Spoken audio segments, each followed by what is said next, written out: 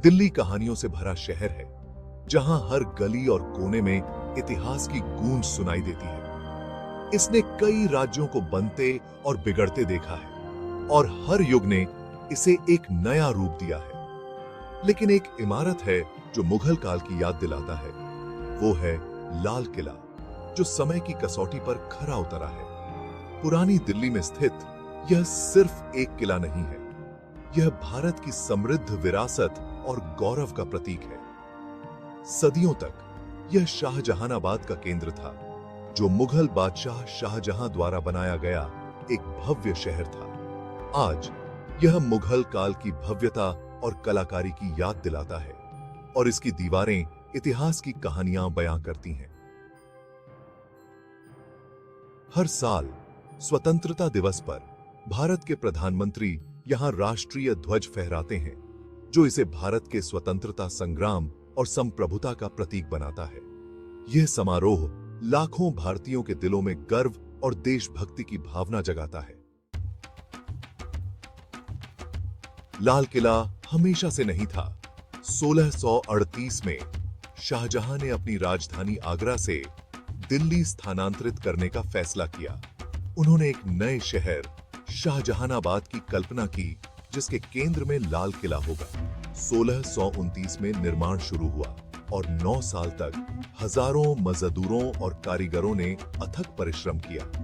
चुनी गई सामग्री लाल बलुआ पत्थर थी, जो किले को इसका विशिष्ट रंग और नाम देती है। यह सिर्फ एक किला नहीं था, यह एक महल परिसर था। इससे असद की, जिसे रक्षा और शाही निवास दोनों के लिए डिजाइन किया गया था। लाल किले ने इतिहास के कई उतार चढ़ाव देखे। यह किला मुगल वास्तुकला का एक अद्वितीय उदाहरण है। 1648 में शाहजहां आखिरकार अपनी भव्य रचना में रहने चले गए। उन्होंने इसे अपनी राजधानी के रूप में चुना। यह किला मुगल सत्ता और संस्कृति का एक व्यस्त केंद्र बन गया। यहाँ के बाजारों में रौनक रहती थी और कला का विकास होता था। बादशाह दीवाने आम में दरबार लगाते थे, जो जनता के लिए एक शानदार हॉल था। यहाँ पर न्याय और प्रशासन के महत्वपूर्ण फैसले लिए जाते थे। लेकिन मुगल साम्राज्य हमेशा के लिए नहीं रहा। समय के साथ इसकी शक्ति कम होती गई। 1729 में फारसी आक्रमणकारी नादिर शाह ने दिल्ली को लूटा और लाल किले को लूटा।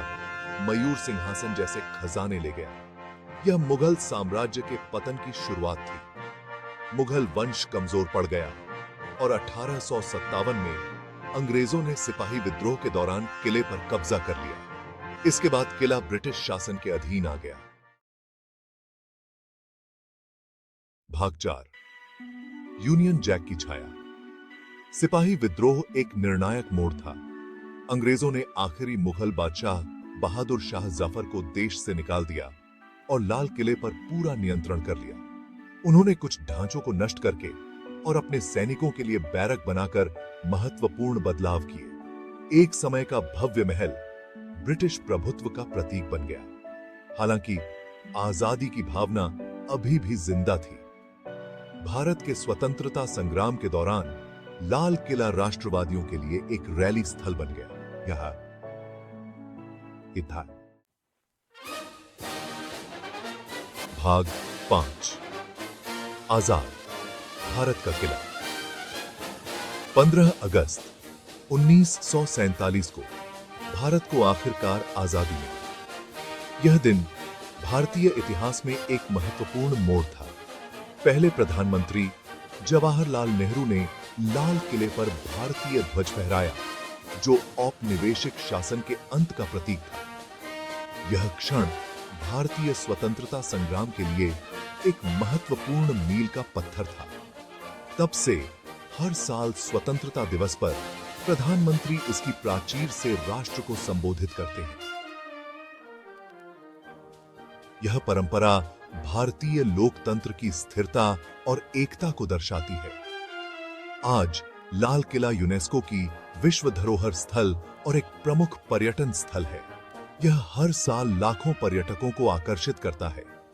यह भारत के गौरवशाली अतीत स्वतंत्रता के लिए उसके संघर्ष और एक राष्ट्र के रूप में उसकी यात्रा का प्रतीक है। इसके संग्रहालय और प्रदर्शनी स्वतंत्रता संग्राम की कहानियों को जीवित रखते हैं। यह लचीलापन का प्रतीक है, भारत की स्थायी भावना का प्रमाण है। लाल किला भारतीय संस्कृति और इतिहास की अमिट छाप है।